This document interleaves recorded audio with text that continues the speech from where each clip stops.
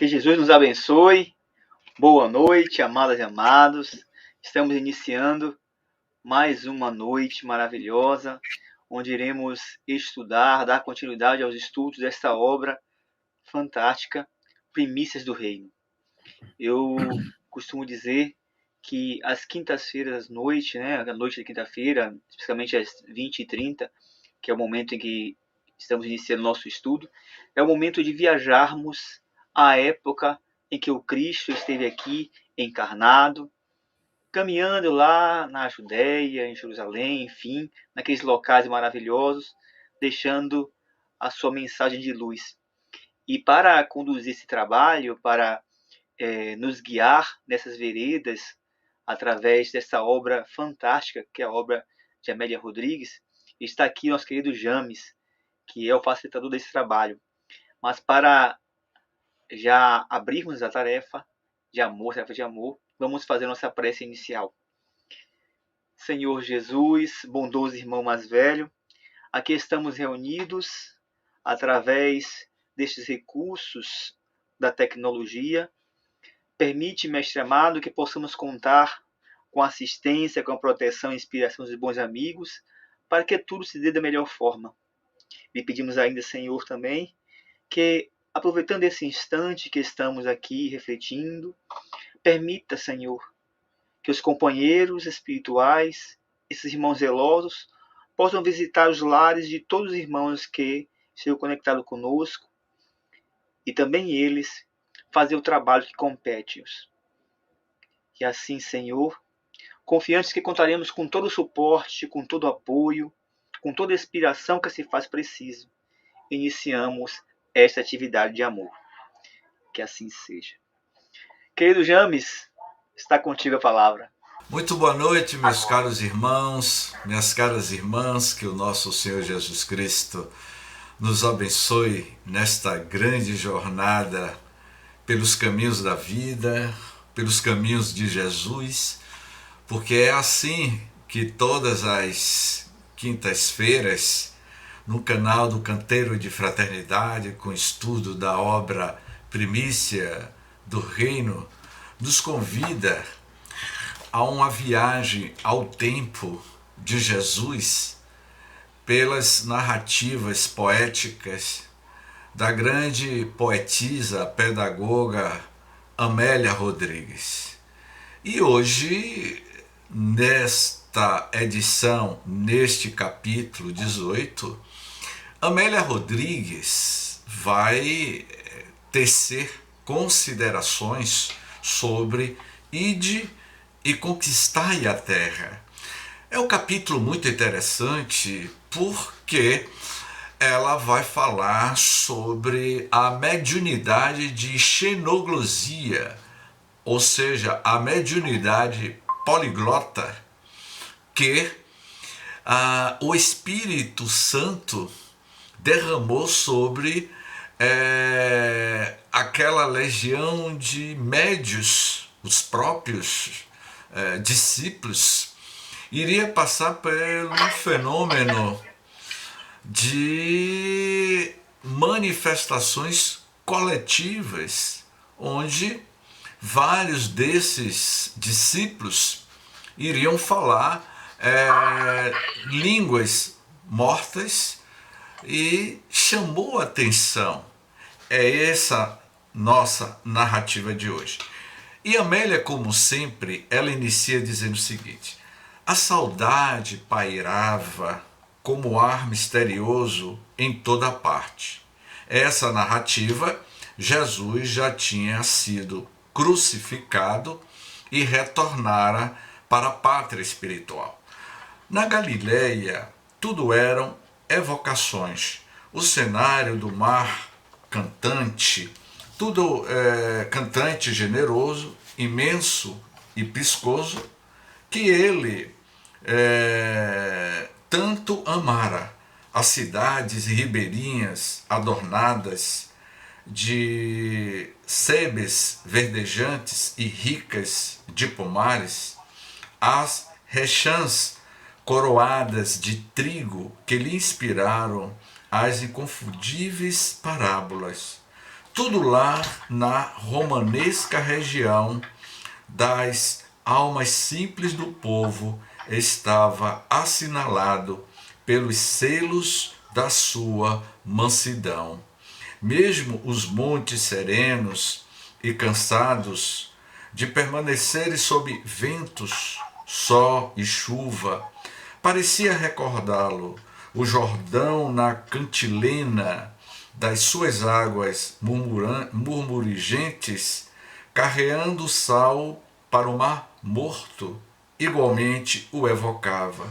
Todos os recantos naquela querida Galileia de amores simples e gente apaixonada, de fé abrasadora e coração de criança, guardavam as marcas vivas das suas pegadas. Seus caminhos ele os percorrera, e seus cenários ele emoldurara com as mais tocantes expressões de carinho. Amélia, como sempre, não é, Reginalva? De forma tão poética, nos convida a todos a sentir o cheiro da maresia, a sentir o cheiro da pesca, a sentir o ar daquela época. É como se nós estivéssemos sendo envolvidos por aquelas nuvens de psiquismo espiritual que cobriu todo o orbe terrestre, especialmente aquela parte do planeta Terra, do orbe terrestre, que foi escolhida para ser o canto poético do Cristo na Terra. E Amélia Rodrigues, como ninguém, ela vai traçar as paisagens que Jesus deixou às suas pegadas. Continuemos na narrativa de Amélia Rodrigues. Canaã fora assinalada pelo admirável fenômeno da transformação da água em vinho.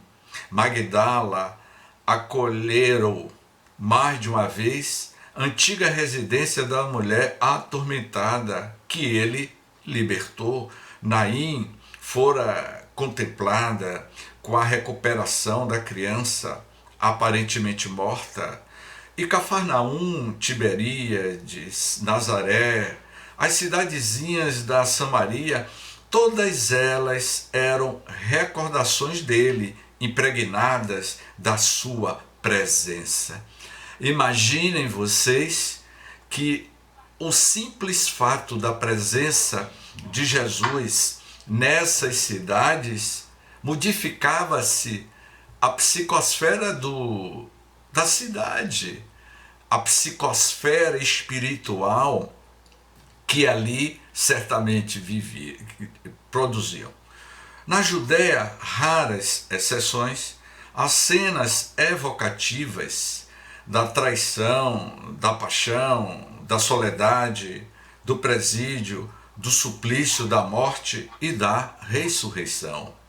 Fora, no entanto, nos sítios formosos e queridos daquela Galileia singela que ele elegera para ascender diante do mar inovidável ao entardecer. Galileus eram os discípulos, menos Judas, que nascera em Carionte, na Judéia. Portanto, salvo a exceção de Judas, os demais discípulos, todos eram galileus e todos falavam o hebraico ou o arameu. Jerusalém agora parecia mais cruel, seu ar era difícil de ser respirado, certamente pela psicosfera negativa espiritual do que estava ocorrendo naquela região no período que iria estourar a Guerra dos Judeus.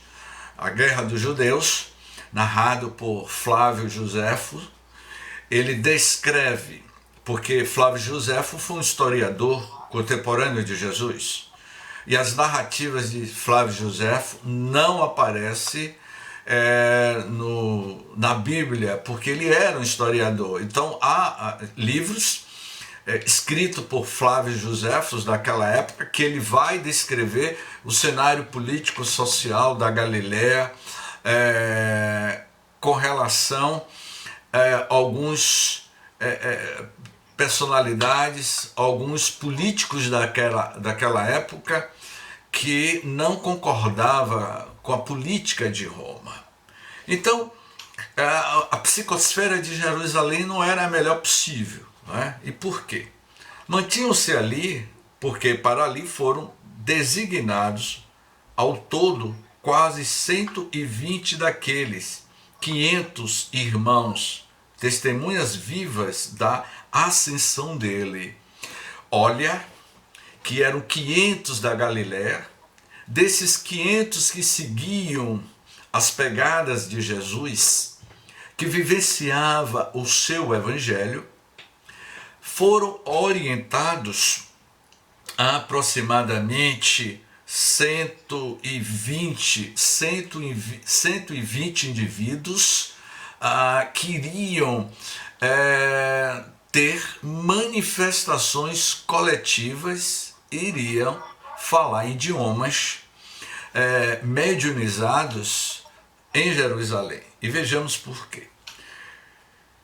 Reuniam-se frequentemente no cenáculo, onde alguns residiam, aqueles com que ele conviveram, a miúde aguardando respostas que lhes clareassem as inquietudes. Embora a comunhão mantida com Rabi, não se sentiam preparados para o ministério, sabiam-se inseguros. Até há pouco os alentavam os reencontros inesperados, as notícias constantes, as visões, os diálogos incomparáveis. Depois que Jesus retornou ao mundo espiritual, eles ficaram perdidos, inseguros. Essa insegurança que me parece que os espíritos, sob a égide do Cristo, iria induzir, seria uma manifestação mediúnica coletiva dos 132 médios para que levasse a mensagem do Evangelho, agora partindo da dimensão espiritual para a dimensão física. Agora, porém, mergulhados em saudades incorrigíveis, abatiam-se sem saber como ou por onde começar. Recebiam a própria ignorância e limitação. Reconheciam a própria ignorância e limitação. Nem se atreveram sequer a reorganizar o grupo desfalcado com a deserção de Judas, o companheiro enganado. Eles estavam realmente sofridos pela traição de Judas, pelo suicídio de Judas, pela crucificação de Jesus, e todos estavam atormentados. Aquele era uma cidade poliglota. Para que vocês tenham ideia da dimensão da etnia de raças de países que viviam em Jerusalém, Jerusalém naquela época seria mais ou menos a Nova York de hoje. Quem vai a Nova York, você vai ver pessoas de várias nacionalidades. Você vai ver pessoas da China, do Japão, da Inglaterra, de várias partes do mundo, trabalhando em Nova York, como também em Dubai. Se você vai em Dubai, você vai ver pessoas de várias nacionalidades trabalhando para a construção de Dubai, dos Emirados Árabes. Dubai é um dos Emirados Árabes, e se você for para lá, você vai ver uma Babel de etnia e de vários idiomas. Portanto, a Galiléia, Jerusalém, naquela época, era isso. Então, quando ela diz assim, aquela era uma cidade poliglota, porque existiam pessoas de várias culturas, de várias partes do mundo, falando idiomas completamente diferentes. Vai uma ressalva. Os discípulos, todos eles eram homens sem muita instrução e pouco dominavam o seu idioma. Imagine dominar o grego, o latim, o romano, ou como é que eu posso dizer assim, outros idiomas e outras nacionalidades. Eles não tinham conhecimento, não é? Dificilmente eram entendidos ou entendiam mesmo entre os compatriotas. A língua hebraica era santa, porque nele estavam escritos os livros, herdeira de todas as tradições da raça e consagrada às questões do Senhor. Para eles, porém, homens muito simples e mesmo ignorantes, o dialeto da sua região era mais fácil e canoro. Como enfrentar dificuldades de tal monta. Ou seja, havia muitas aldeias, e muitas das vezes essas aldeias, cada um tinha o seu dialeto, como acontece hoje na África, o continente africano. Você vai para a África, você encontra regiões que eles ainda falam o Urubá. Você vai para a Etiópia, você tem outro idioma. Você vai para Guiné-Bissau, você tem outro dialeto, não é? Reuniram-se para evocá-lo, discutirem os seus feitos, enriqueceram-se de piedosa comoção e choraram de saudades, de júbilos, por se saberem escolhido por quanto. Ou seja, eles estavam fazendo uma avaliação da presença de Jesus entre todos. Eles, é como se dissesse assim, a ficha caiu, não é? Literalmente, a ficha caiu e eles estavam passando por aquela fase de uma catarse, não é? Eles tiveram agora a dimensão de quem realmente era o Cristo na Terra. Então, Joana, olha, Amélia Rodrigues, se bem que as duas estavam muito próximas, né? Que ainda eu vou perguntar se Amélia, eu vou perguntar a alguns companheiros próximos de Divaldo se Amélia Rodrigues não foi uma dessas figuras muito próximas de Jesus, né? O Pentecostes guardava uma significação toda. Agora tem uma pontuação que vale a pena pontuarmos. Para os judeus, o Pentecostes celebra o dia em que Moisés recebeu no Sinai as tábuas da lei.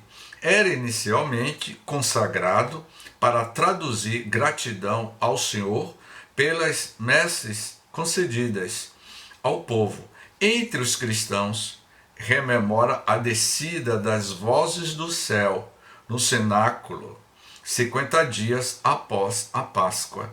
A Páscoa, por sua vez, recorda aos judeus a saída do Egito e, entre eles, celebrada no 14º dia da primeira lua do seu ano religioso. Entre os cristãos, é evocação da ressurreição de Jesus. Portanto, a gente percebe que Pentecostes ela tem essas variáveis de acordo com a cultura, a civilização da época. Então guardava uma significação total, especial para o povo, para toda a Israel. Reuniram-se naquele dia consagrado os 500 com o espírito festivo. Havia um grupo de 500 comemorando, comentando sobre Jesus, não é? Matias ingressara no colégio após o lançamento de Sortes, por inspiração superior, cuja escolha fora recebida por unanimidade. Sentiam-se naquele dia mais saudosos que nos dias anteriores. Experimentavam a impressão de que algo estava por acontecer. Esse Matias aqui eu não tenho certeza, não posso afirmar, mas algumas especulações nossas se esse Matias aqui não seria Zaqueu, que mudou de nome, não é? É provável que seja assim ou não, mas vale a pena a gente analisar. A cidade regurgitava de peregrinos. A bulha da rua atingia o recinto cenacular em que se congregavam.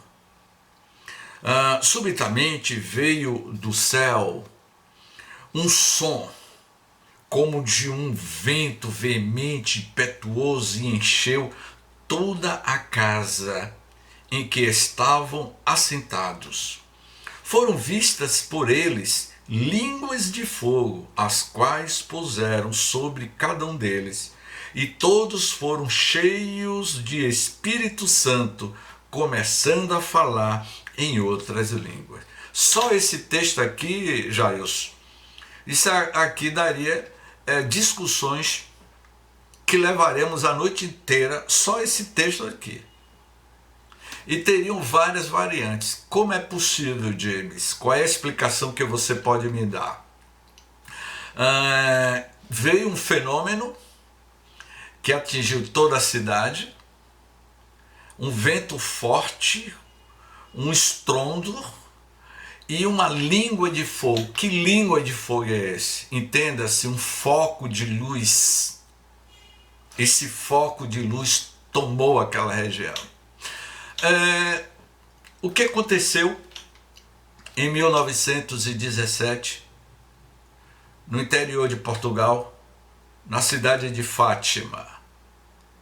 Roque, Jacinta, foram 3 crianças, e que viu a imagem de Maria. E elas atribuíram que era a imagem de Maria. Apareceu em um foco de luz. E as meninas, junto com o garoto, falou para seus pais, e todos foram lá ver se realmente Maria de Nazaré iria aparecer nos céus da cidade de Fátima. E aconteceu um fenômeno. Nesse dia choveu bastante, uma multidão, inclusive o delegado da cidade, o prefeito da cidade de Fátima, em Portugal, 1917, se eu não me engano, antes do advento da Primeira Guerra Mundial.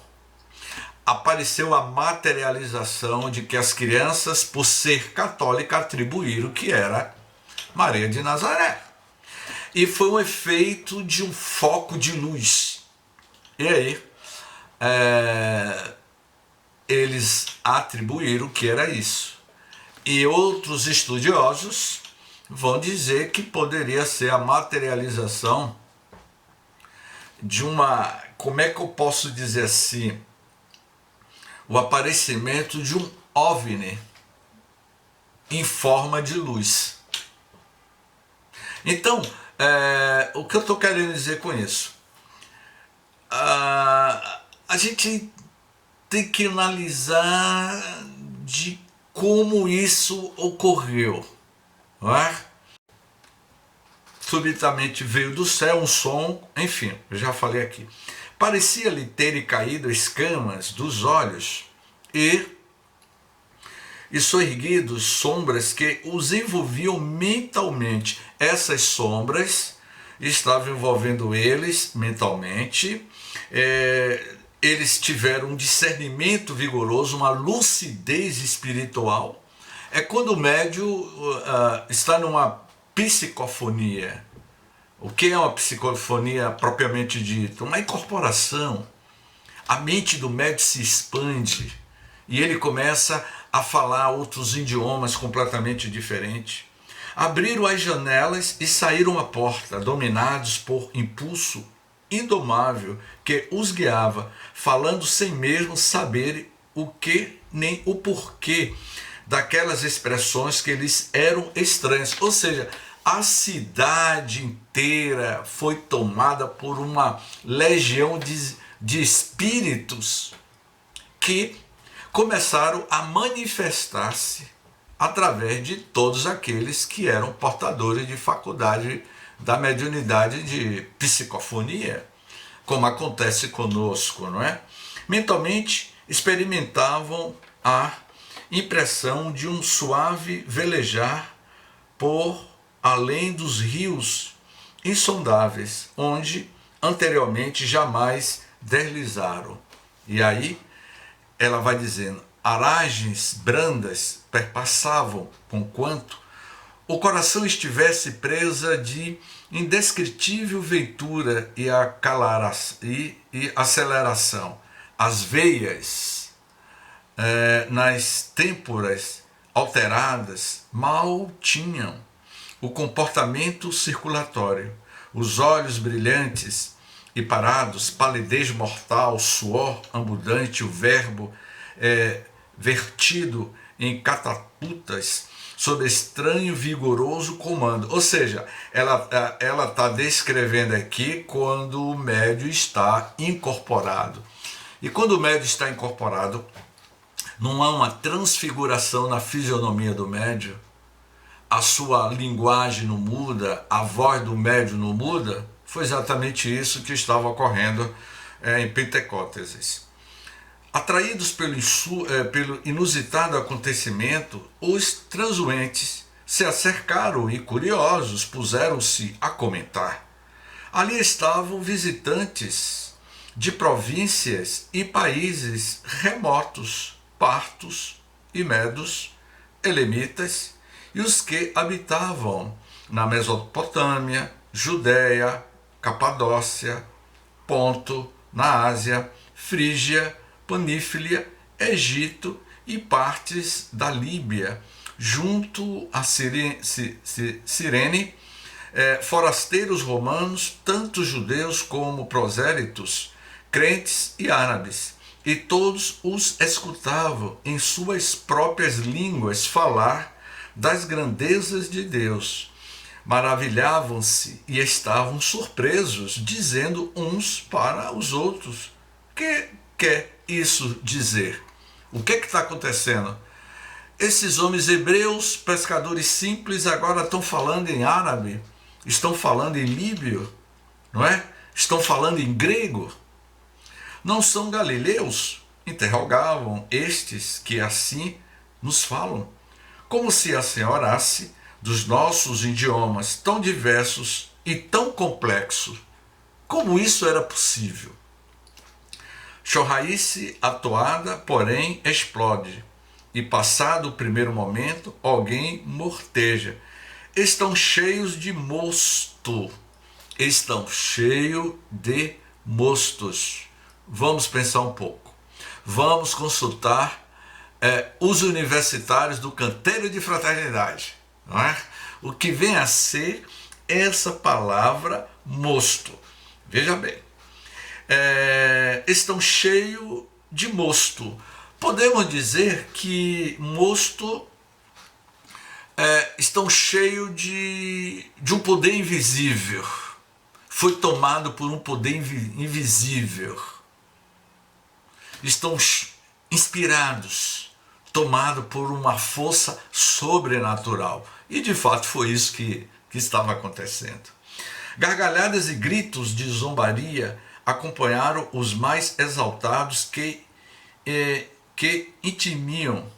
Acabemos com as gargalhadas, acabemos com a falsificação deles. Eles, porém, incorporados pelos espíritos superiores, embaixadores de Jesus, pregaram transfigurados, dão começo à era nova do espírito imortal, já inaugurada pelo Rabi ressuscitado. Portanto, nada mais era do que os embaixadores do Cristo, os mentores espirituais, os guias espirituais, os diretores espirituais da Palestina, da Galileia, junto com a pleide de espíritos que estavam administrando todo o projeto da implantação da Boa Nova, da implantação do Consolador prometido para a humanidade. A vinda de Jesus entre nós, ele iria afirmar que enviaria este Consolador prometido.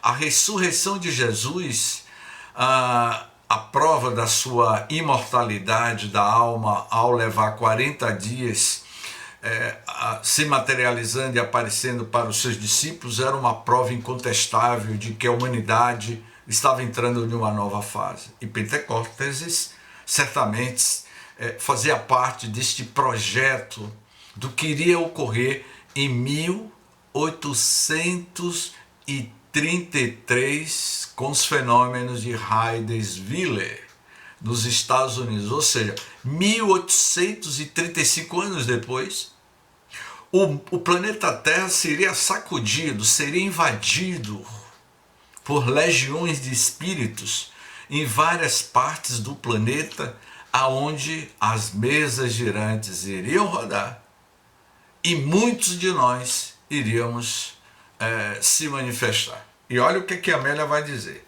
As vozes do céu haviam descido e a mediunidade ensejava a comunhão perfeita com a imortalidade. A igreja triunfante levantava nos corações. A igreja militante, o Consolador se derramava como primícia, tendo em vista o futuro longínquo em que um dia traria de volta ao mundo e ao homem conturbado a mensagem de vida, verdadeiro renascimento do cristianismo puro, profético e regenerador, que é o Consolador prometido. Este Consolador, e nós fazemos parte deste projeto grandioso do Consolador, que é a continuidade da Boa Nova. E hoje, todos nós somos testemunhas em primeira pessoa deste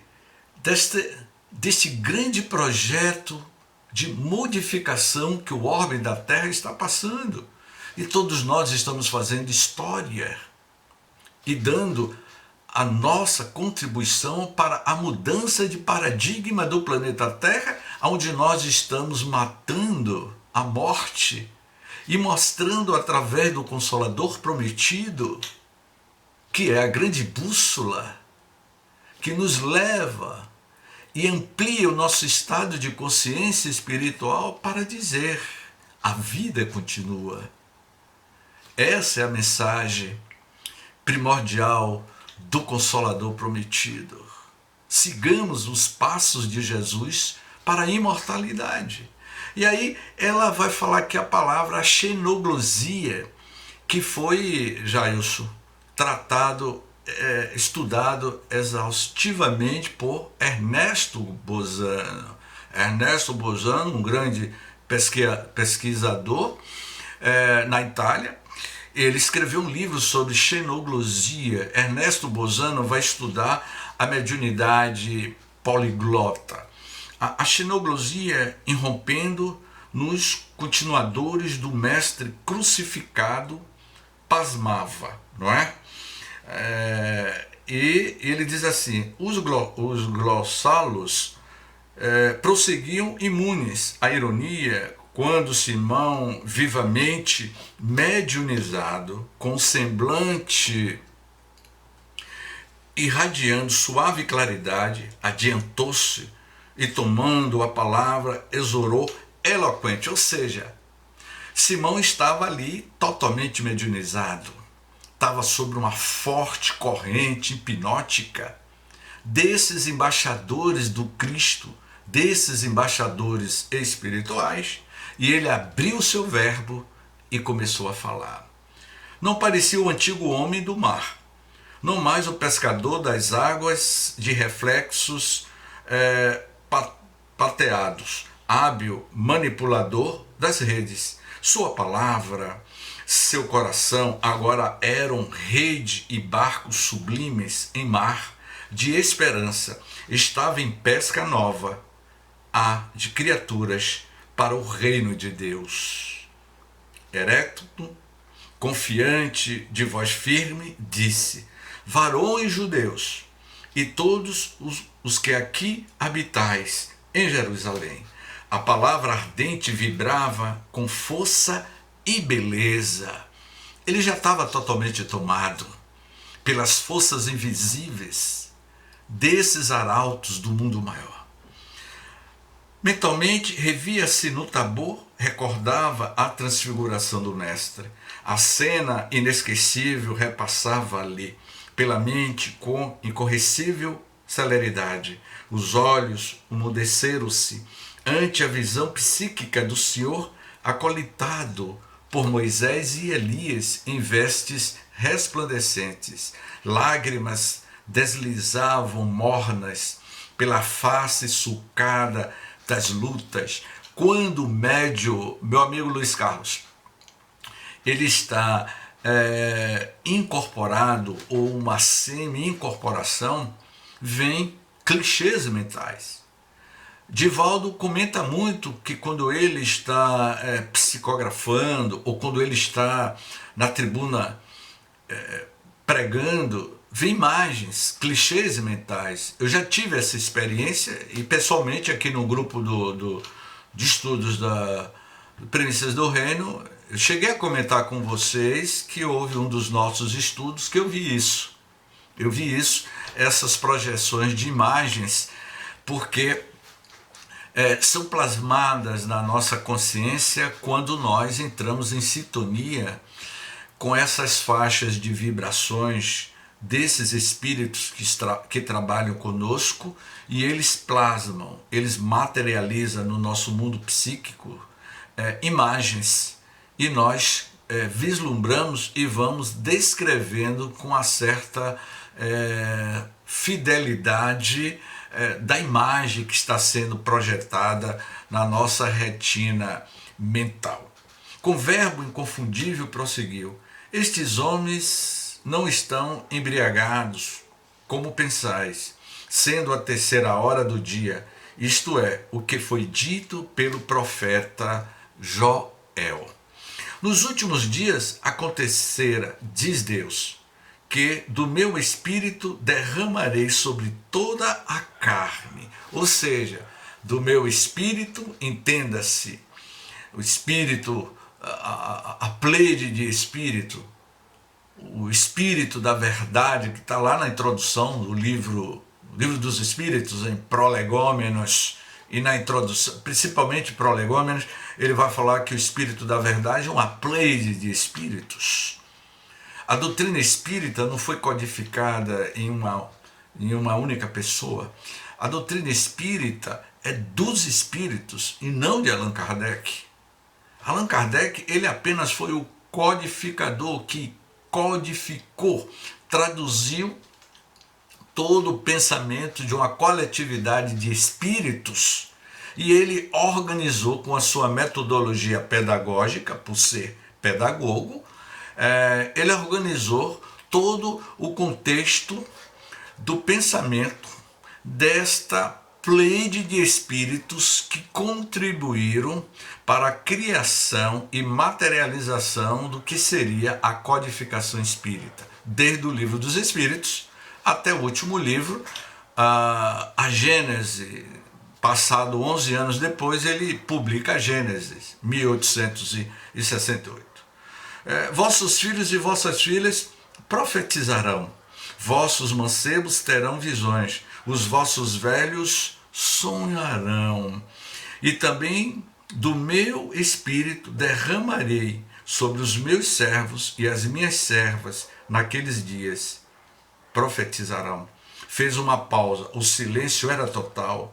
Respeito natural se fizera e o ar transparente deixava a descoberto o azul cintilante do firmamento, e ele continuou mediunizado, dizendo: os galileus recordavam os cenários onde Jesus pregara, as anêmonas vermelhas tingindo os campos verde escuros. Farei aparecer prodígios em cima no céu e sinais embaixo na terra.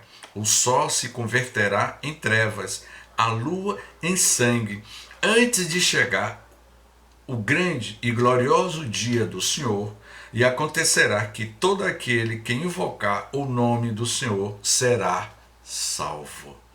Varões israelitas, ia dizendo ele, escutai estas palavras. A Jesus Nazareno, varão aprovado por Deus entre vós, todos vimos a realização de prodígios na semeação da verdade por esses embaixadores e excelente Filho de Deus.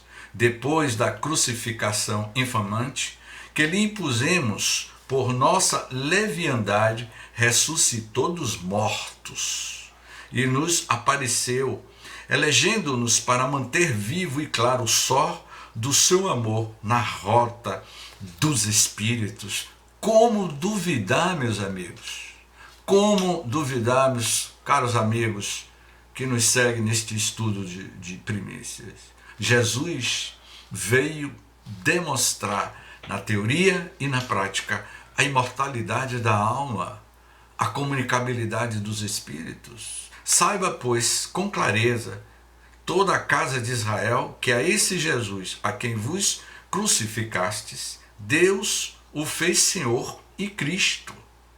Meditai e arrependei-vos, libertando-vos das hienas, da cobiça, da cólera e todas as paixões que vos seguem, famílicas e impiedosas. A palavra se alterava, a palavra se alternava, a caladora incomparável, e enquanto modulava sua linguagem, a entonação da voz de Simão sofreu uma modulação, impregnava os espíritos e os corações. Quantos a escutavam, em deslumbramento, se deixavam tocar como se estivessem transformados em harpas vivas que fossem tangidas por mãos invisíveis de vulgar destreza.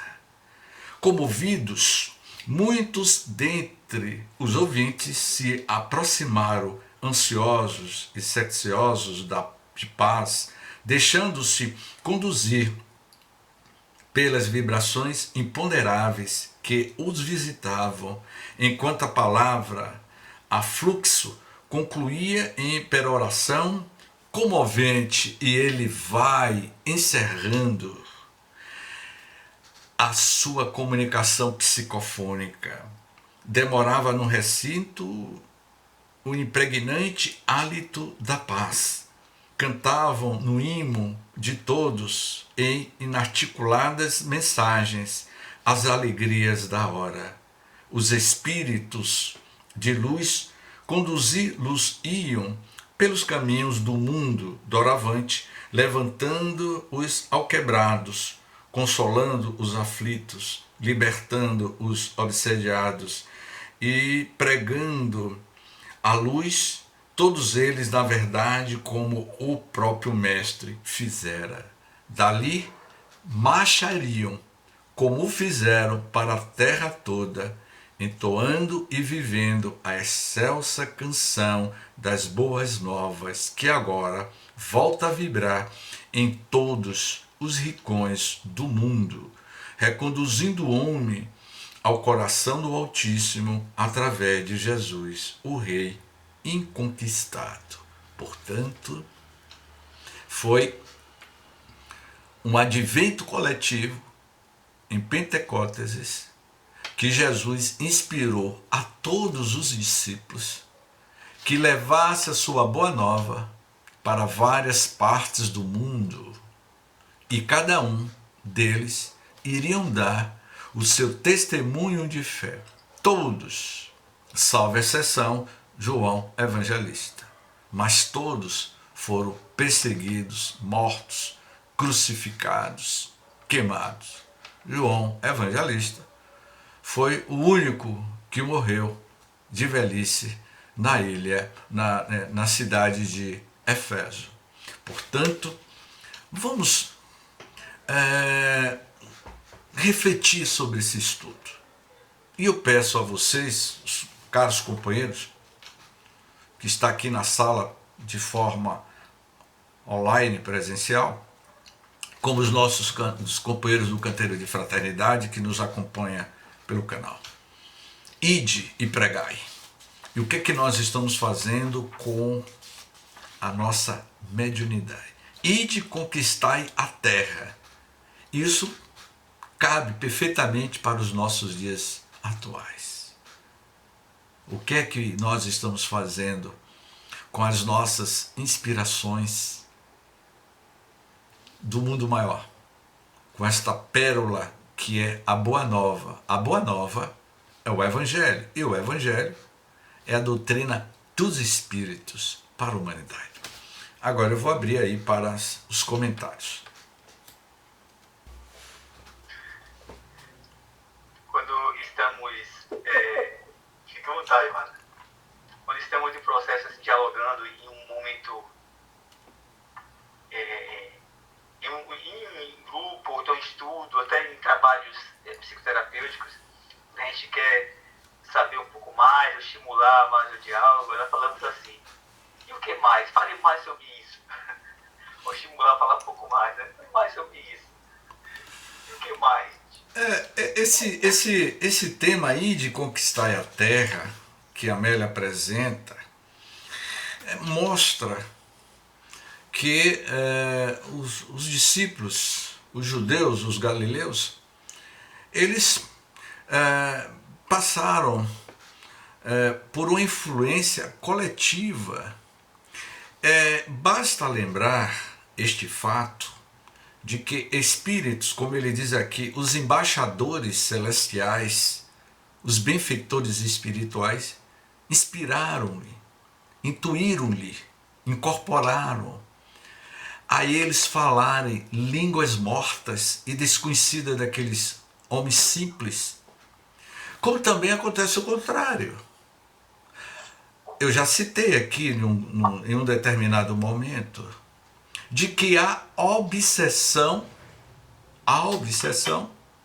ele tem várias variáveis e várias, como é que eu posso me expressar?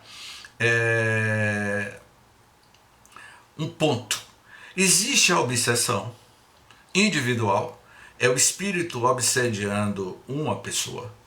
Existe uma obsessão de uma família inteira, uma entidade espiritual influenciando negativamente uma família, como também existe a obsessão coletiva de uma cidade, de uma comunidade, de um país.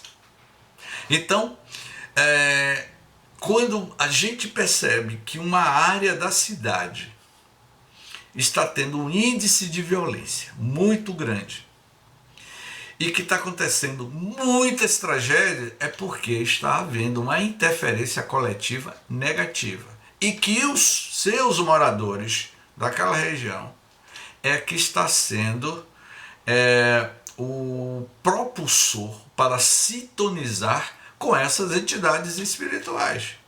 Quer ver um exemplo?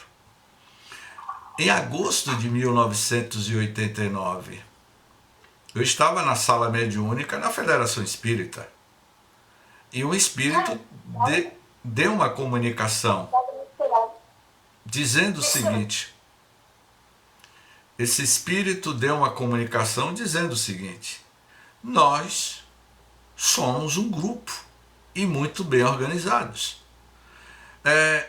Não podemos fazer nada contra vocês enquanto vocês estiverem aqui dentro deste prédio.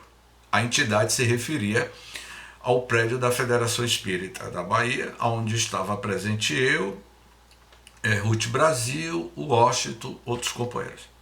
Mas a nossa ideia é desarticular a política brasileira. Sabe quando foi isso, Luiz Carlos? Há 32 anos atrás. E o Espírito disse que iria desarticular a política brasileira e que ele iria trazer o caos para a sociedade brasileira. Aí, naquela época, era Lula de um lado e Collor do outro. Collor ganha a eleição presidencial e o primeiro mandato, a primeira atitude de Collor foi confiscar o dinheiro do povo brasileiro. Aí, 1991, 1992, 3 anos. O índice de depressão no Brasil cresceu e o índice de suicídio no Brasil cresceu. E a gente viu um caos. Interferência coletiva de entidades que sintonizam com políticos, com indivíduos que abrem, que estão sintonizados com eles. O que eu estou dizendo é que eu posso indicar a todos vocês que leiam o livro Perturbação Espiritual. Quanta luz neste ambiente. Temos uma pergunta aqui, James. Uma pergunta aqui, nossa querida Maria, né? Que tá aqui, o nick é Maria Muito Bom Silva, que a nossa irmã também faz parte do grupo de estudos. Ela pergunta aqui: James, como você pode explicar que tem pessoas que depois de 2021, anos ainda, não acredita na imortalidade da alma? Não sei se exatamente tem a ver com a maturidade. É a maturidade de visão do mundo que essa pessoa tem. E nós devemos respeitá-la. Cada um está dentro da sua maturidade espiritual, na sua visão de mundo. Então, nós não podemos exigir do outro aquilo que o outro ainda não consegue compreender. Porque ontem nós também pensávamos assim. Tínhamos uma visão limitada do mundo. Então, tudo tem seu tempo. O fruto só dará no seu tempo. Em pleno século XXI, antes de entrar aqui para o estudo nosso, eu estava assistindo, ou melhor, eu estou tomando um curso de cosmologia. E o professor da universidade lá do Rio de Janeiro, ele estava explicando o surgimento do universo. E a sua dialética, como professor astrofísico, pelo que ele comentava, ele iria dizer que o universo é infinito, mas com a possibilidade de ser finito. E um dos alunos perguntou-se: professor, mas o que, após, se o universo é infinito, ele teve um princípio que é o Big Bang, a explosão. E quem foi que deu start da explosão do Big Bang? Ele não quis avançar mais, não é? Ele não quis avançar mais. E pelo que ele falava, ele é uma pessoa que ele não acredita em Deus. E tampouco nos espíritos. Mas é um cientista, é um astrofísico. Nós temos que respeitar. O próprio Neil deGrasse, um dos maiores astrofísicos da atualidade, ele escreveu um livro, Origens, e ele diz no livro: eu não tenho nenhuma veiculação religiosa, e eu acredito que, pelo que se especulam, que foi Deus que criou o universo. Eu ainda não vi Deus, portanto, se eu não vi Deus, criando o universo, então eu não acredito em Deus. Agora, ele publica em outro capítulo, meus amigos internautas, esse mesmo Neil deGrasse que questionou Deus, porque eles são metafísicos.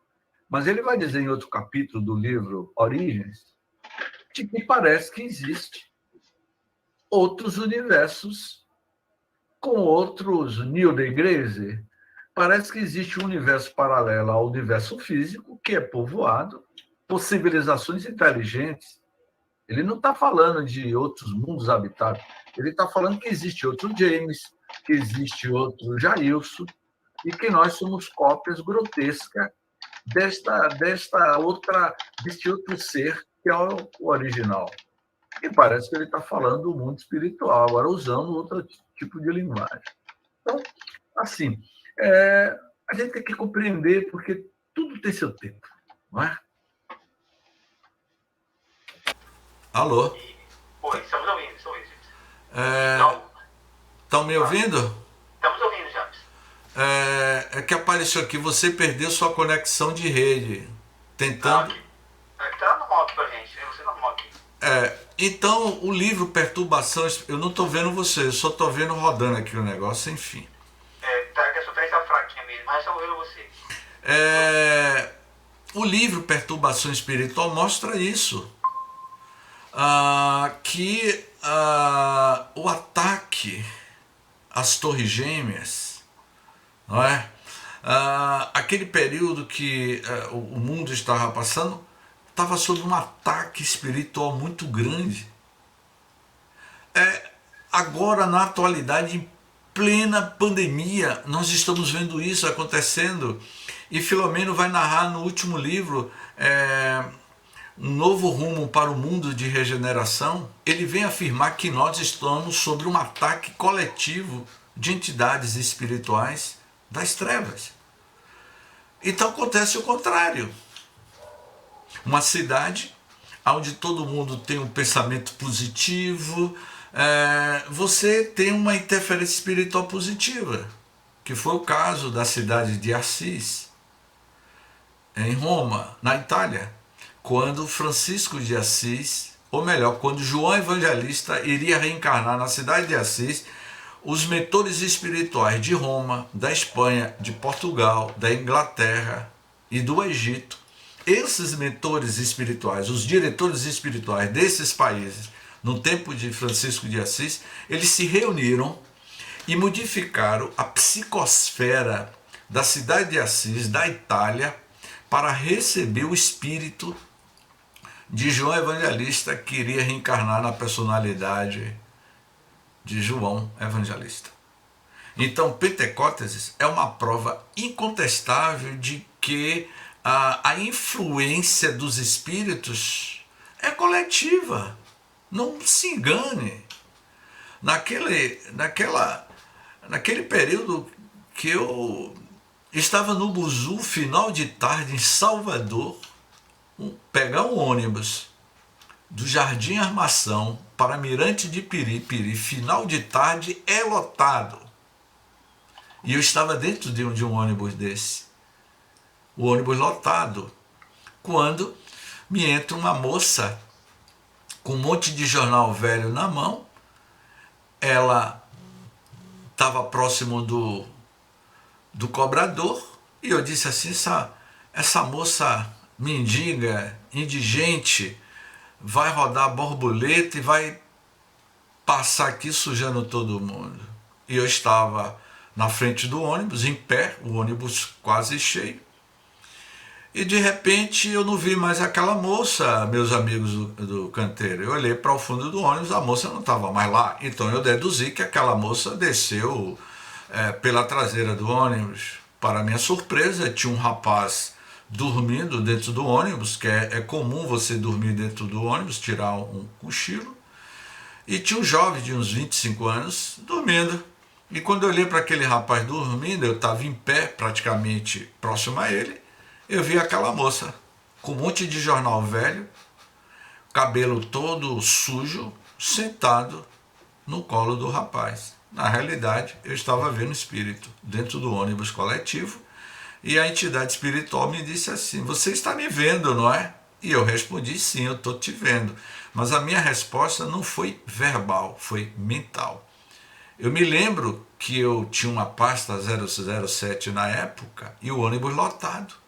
E olhava para as pessoas dentro do ônibus e olhava para aquele espectro daquela entidade sentada no colo do rapaz. Ou seja, aquela entidade estava acompanhando o rapaz dentro do ônibus coletivo. Portanto, quando nós estamos dentro do ônibus coletivo ou em qualquer... Para falar através dele. Em qualquer... Oi? Voltou agora. Tá travado, voltou. Eu parei, não? Foi, travou, você travou com 3 centímetros. Você estava falando que tinha uma pessoa no ônibus dormindo, né? Um rapaz dormindo, e aí travou. Tinha um rapaz dormindo dentro do ônibus, sentado numa cadeira, e eu estava em pé em frente a esse rapaz. Para minha surpresa, aquela moça que estava no fundo do ônibus estava agora sentada no colo do rapaz, justaposto. Ela olhou para mim e me disse: você está me vendo, não é? Eu disse: estou. E aí eu olhava para as pessoas dentro do ônibus e olhava aquela cena daquele espectro, que era o espírito, o perispírito, colado, sentado no colo do rapaz, ou seja, aquela entidade estava com aquele rapaz. Portanto, dentro do ônibus coletivo, dentro do avião, dentro do nosso lar, aonde quer que você esteja, você estará com as companhias que você faz jus, individualmente e coletivamente. Portanto, essa mensagem que Amélia nos deixa já nos últimos capítulos do livro é nos convidando a continuarmos vivenciar o Pentecostes, deixar que sejamos esses médios de forma espontânea, os bons espíritos vir se comunicar através de vocês, através de nós, pela inspiração, pela intuição. Então, essas são algumas das nossas considerações. Eu me recordo que peço licença a vocês, não é um ato de uma autobiografia da nossa parte, mas quando se instituiu o Dia Municipal do Livro dos Espíritos em Feira de Santana, naquela data célebre, estava o prefeito de Feira, o presidente da Câmara dos Vereadores, as lideranças espíritas de Feira de Santana. Estava vereador, estava todo mundo lá, e a palestra seria na Câmara dos Vereadores. E eu seria a pessoa que iria falar sobre o Livro dos Espíritos. Eu saí de Salvador, acompanhado de um amigo nosso que foi dirigindo, e esse nosso amigo dizia: James, você não está nervoso não, que é a sua primeira palestra na Câmara dos Vereadores, no Dia Municipal do Livro dos Espíritos? Eu dizia: não, eu estou calmo. Chegamos lá, por volta de 9 da manhã, estava o prefeito, estava todo mundo lá, o auditório lotado. Quantas vezes eu já fiz palestra falando sobre o Livro dos Espíritos? Inúmeras vezes. Só que naquele dia eu tinha estudado, e a Câmara de Vereadores lotado, um púlpito ao lado e a mesa lá com o prefeito, com todas as autoridades políticas. Foi quando o meu amigo que me acompanhava dizia: James, você não está nervoso não? Eu disse: não, rapaz, eu é que vou fazer a palestra, eu não estou nervoso, agora você é que está me deixando nervoso, então fique calmo, Valdomiro.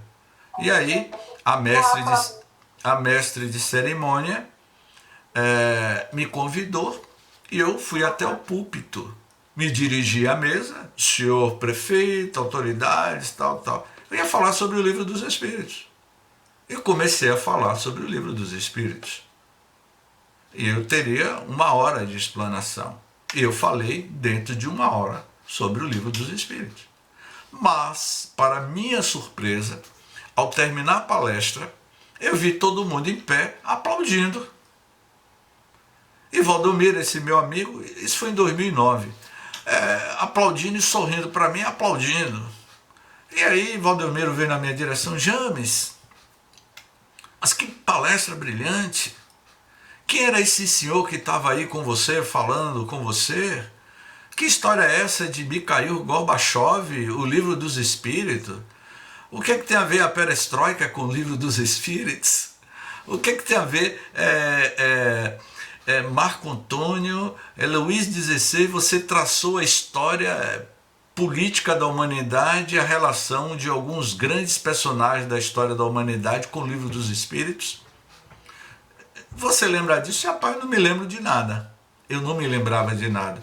O que eu estou contando a vocês foi porque Valdomiro me contou, mas eu não me lembrei de nada. Ele disse que a minha voz mudou e que houve uma transfiguração na minha fisionomia e que não era James Ney que estava falando ali.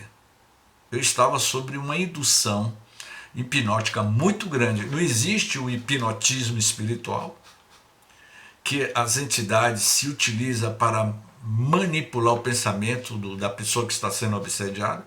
Os espíritos, os mentores, quando utilizam você para divulgar a mensagem do Cristo, eles direcionam a sua mente, se conecta com você e você se torna um instrumento de comunicação para o bem. E aí vieram conversar comigo: mas James, quer dizer que Gorbachev é a reencarnação de Napoleão? Eu disse isso, você disse sim. Eu disse: eu falei isso, fundamentado em que eu falei isso? Eu me fundamentei em quê? Qual é a referência bibliográfica que tem que Mikhail Gorbachev é a reencarnação de Napoleão Bonaparte? Eu falei isso. Mas fundamentado em quê? Depois eu fiquei sabendo, né, que Napoleão perdeu a guerra porque invadiu a Rússia no século XIX, e ele criou um karma coletivo muito grande na Rússia. Eu só fiquei sabendo isso depois de muitos anos que eu fui tendo informações que isso realmente aconteceu. E que ele que hoje Mikhail Gorbachev vive no anonimato, como Napoleão Bonaparte viveu os seus últimos momentos de vida no anonimato. Então, meus amigos, essas são as provas incontestáveis de que nós somos instrumentos inspirados para o bem ou por entidades infelizes que se conectam conosco. Então, essa mensagem de Amélia e de pregai e conquistai a terra, primeiro conquiste a sua própria terra, o seu próprio mundo íntimo, e de conquistar a você mesmo, como Paulo fez, Paulo de Tarso. Antes de Paulo sair pregando para conquistar o mundo, ele primeiro teve que conquistar a si mesmo. Ele ficou 5 anos fazendo a sua catarse espiritual lá no deserto. Trabalhou de tecelão, e depois que ele estava mais seguro de si, ele foi procurar os discípulos. E mesmo assim os discípulos não acreditou na mudança dele. Daí ele saiu pregando pelo mundo, e foram 30 anos. Dos 30 anos que Paulo viveu pregando o Evangelho, ele ficou quase 10 anos. Dos 30 anos, ele passou 10 anos preso, em períodos diferentes. 3 anos uma época, mais 5 anos e outra. E durante o período que Paulo ficava preso, ele escrevia as suas cartas, as suas epístolas. A maioria das epístolas que Paulo escreveu foi quando ele estava preso. Então parece que a coisa é boa, né? As pessoas, quando ficam presas, escrevem muito, né? Nelson Mandela foi uma catarse espiritual para o Nelson Mandela. 25 anos preso, ele saiu. O Mojica, o ex-presidente do Uruguai, uma figura, ex-presidente do Uruguai, dirigiu seu Fusca. Ele ficou preso muito tempo. Quando ele saiu, escreveu um livro que se tornou conhecido no mundo inteiro. Não é? Pois é isso. E eu vejo amigos, irmãos estão aqui no chat. Nós estamos aqui em nossa sala aqui, que eu costumo falar também que é o nosso local seguro, local de estudos. Eu vejo também, Jean, dessa forma você também está provocando essas reflexões em nós que, até independente de termos, talvez não pode achar assim, eu não tenho conhecimento suficiente para pregar, mas a nossa ação na vida é uma pregação. A nossa forma de se portar diante dos obstáculos, nossa forma de lidar diante das dificuldades pessoais e dos outros também, buscando servir, buscando ser um instrumento do bem, é também uma forma de pregar. E de pregar, a mensagem está nos convidando, também nos desperta para isso. Que possamos ser esse instrumento do bem, do amor, onde quer que estejamos. Seja no lar, na atividade profissional, na atividade, como nós estamos aqui agora, juntos estudando, compartilhando pensamentos, ideias, levando pequenas informações, informações ainda típicas, espírito perfeito, mas feitas com carinho, buscando levar, de alguma forma, amor, estímulo, entusiasmo para as pessoas, que possamos ser esse instrumento do Mestre, possamos ser esse instrumento do bem, a levar o que temos condições de levar. Cada um do seu jeito, da sua forma. Meu querido professor Benedito, fundador do Canteiro, essa casa de oração que esse mês está completando 34 anos de existência, ele costumava falar que algo que é indispensável para todos que buscam ser instrumento do Mestre, tem a ver com a fala, é não esquecer, em momento algum, de pôr na ponta da língua o amor. Que tudo que nós falarmos, tendo o amor na ponta da língua, com certeza vai sair algo de positivo para alguém. Que as pessoas vão captar não apenas as palavras, mas o nosso sentimento. E o sentimento fala mais do que muitas palavras. Exatamente. Essa observação de Jailson foi pertinente. E de pregar não é você ter o dom apenas da oratória, mas é como o Jailson colocou, é no nosso dia a dia. E de pregar o Evangelho, multiplicar a mensagem do Cristo, da forma que cada um de nós aprendemos e vivenciamos. Um diálogo com o amigo é uma forma de você exercitar a sua mensagem. Você conversa com um colega no trabalho, ou um bate-papo dentro do ônibus, é uma forma de pregar, porque a mensagem é para todos. Não precisa ser expositor espírita, não precisa ser pastor, não precisa ser padre, porque o dom da palavra todos nós temos. O dom do diálogo é de todos. A mensagem, o verbo é bendito. E cada um colabora com o que o coração tem, o que você já conquistou. Então, é assim que estamos nessa jornada. Só que uns é mais exigidos e mais cobrado do que outros. Sem sombra de dúvidas. Então, cada um dá o que o coração tem.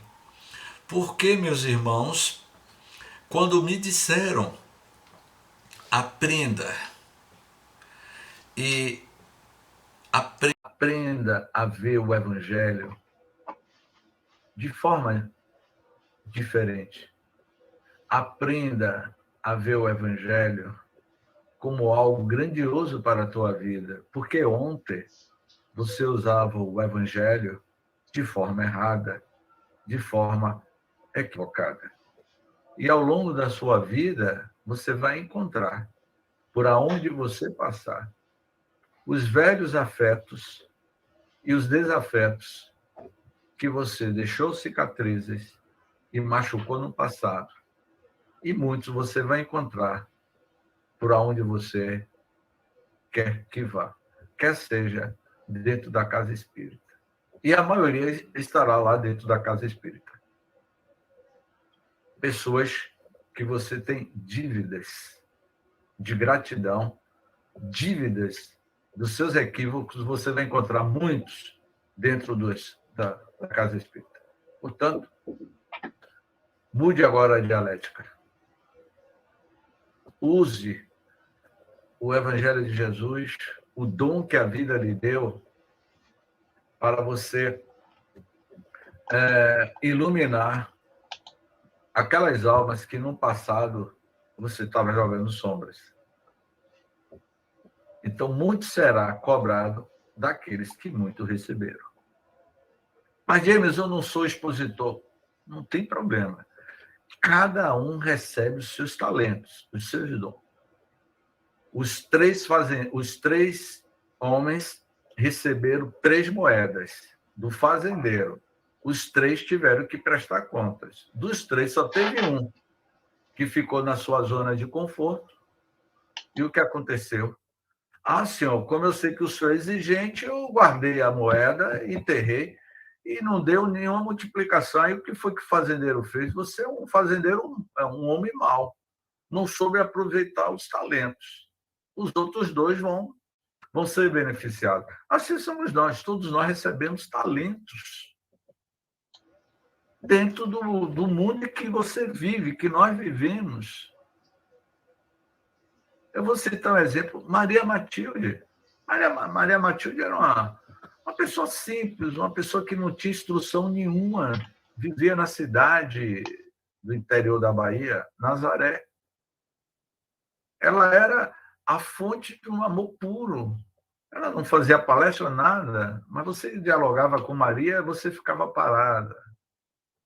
Por aqui, como o estudo aqui está sendo gravado, eu não vou citar o nome dele, mas na quarta-feira eu fiquei parado diante de um jovem ao vivo. Eu estava numa live ao vivo com os Estados Unidos. Entrou um jovem. Esse jovem, eu fiquei assim, ele tem 22 anos, ele é espírita. Com 22 anos, eu comecei a ouvir aquele jovem falando, ele se identifica como menino. Vitor Hugo, eu vou falar o nome dele, Vitor Hugo. Acesse aí o Vitor Hugo aí. Eu disse, meu Jesus, você está diante de quem? Quem é esse menino? 22 anos. Ele te envolve.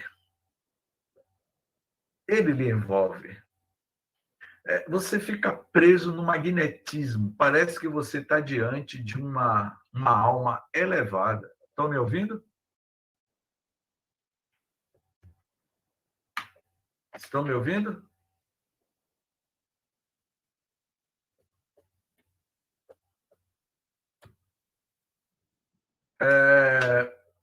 Parece que você está diante de uma alma elevada. A forma como ele fala, a dissertação do Evangelho, do tema que ele fala, parece que você está diante de um desses espíritos, dessa nova geração, que veio fazer a diferença para a humanidade. Ele só tem 22 anos. A questão dele, ele nasceu no interior de Minas Gerais. Opa, Camis caiu. Camis caiu mais uma vez. Possivelmente ele estava perguntando se está me ouvindo, porque já estava já com a internet fraquinha. Tu viu um áudio aí? Mas acho que está caindo. É esse mesmo. Bom, estamos aqui já, gente, com 1h20 de live, né? Agora estamos aqui 10 para as 10, é isso? Deixa eu ver aqui. 10 para as 10. Isso. Assim que o James retornar, nós vamos fazer as últimas considerações e vamos finalizar. Mas você gostaria de fazer algumas considerações, gente? Nossa querida Reginalva, Maria das Graças, Luiz, quer fazer alguma consideração? Só comentar que eu já assisti uma palestra desse Hugo, sobre o qual o James estava se referindo, e eu fiquei realmente impressionado pelo fato dele ter somente 15 anos. Pois é. Esses espíritos que estão chegando, né? Com certeza muito mais evoluídos do que nós, assim, nível de conhecimento, de evolução espiritual mesmo, né? Que veio já para esse novo cenário, para construir esse novo cenário de um planeta em regeneração, né? Nós estamos em transição. Esses espíritos estão chegando, eles que irão levar à frente e com certeza tem mais recursos para fazer o que nós não conseguimos fazer, ou não fizemos o suficiente. E não fizemos o suficiente porque não estamos ainda em condições de fazer o suficiente mesmo. E esses irmãos estão chegando aí, jovens, são muitos jovens que estão chegando aí, com certeza já com um caminho trilhado e vêm para contribuir para a elevação do planeta, né? A elevação de todos no planeta em geral. E serve também de espelho para a gente, né? Possamos estudar, mas se esforçar mais ainda. E é motivo de ficar felizes, né? Estão chegando espíritos novos, com outro pensamento. Eu tive quando me conheci alguns jovens, trabalho muito com jovens, que têm uma sensibilidade que claramente a gente percebe que não é de um espírito jovem, né? Ali é um espírito velho e um corpo jovem. Um espírito de uma certa elevação já, velho no sentido de trilhado, e um corpo jovem, que traz informações, traz conhecimento, traz um equilíbrio que geralmente não se nota nos jovens da faixa etária dele. Mas é isso. Se nós quisermos não retornar, nós vamos finalizar. Só lembrando ainda aqui ainda trazendo à baila o assunto do que estamos estudando, né? Eu me recordo, e eu acho que todos nós já tivemos a oportunidade de ver e ouvir, quando nosso querido Divaldo estava mesmo em algumas conferências e até alguns encontros, congressos nacional e internacional também, quando ele é envolvido, né, realmente pela presença de um espírito dessa elevação, ele aquece, permite que esse companheiro fale através dele. É o caso mesmo que era mensagem de Bezerra mesmo, onde ele se permite e aí traz a mensagem. Agora sim, James. Eu vou desligar o computador, está dando problema. Vocês estão ouvindo? Estamos te ouvindo agora. É só para finalizar, já passar para você a falar já. Então, aqueles momentos mesmo em que Bezerra, através de Divaldo, né, nesses encontros, traz a informação, ali um exemplo claro deste que foi narrado e lido e compartilhado informações muito bem passadas pelo nosso James aqui, né, de xenogrossia, claro que falando uma língua do mesmo idioma, mas com certeza é um espírito com elevação superior ao nosso querido Divaldo, e Divaldo, fazendo esse instrumento do bem, permite que esse companheiro espiritual, que tem um patamar evolutivo acima do nosso irmão, possa falar e trazer as mensagens que desperta a consciência de nós espíritas e eleva o nosso ser, né? E traz informações. Esse é um exemplo claro do que James colocou hoje, né? Na nossa exposição de hoje, no trabalho de estudo de hoje. Sim, James, mas pronto. Fique à vontade a palavra e vai falar e finalizar. Travou, James? Travou de novo, James. Eu estou tendo problema hoje de sinal, então é melhor eu passar a palavra para vocês.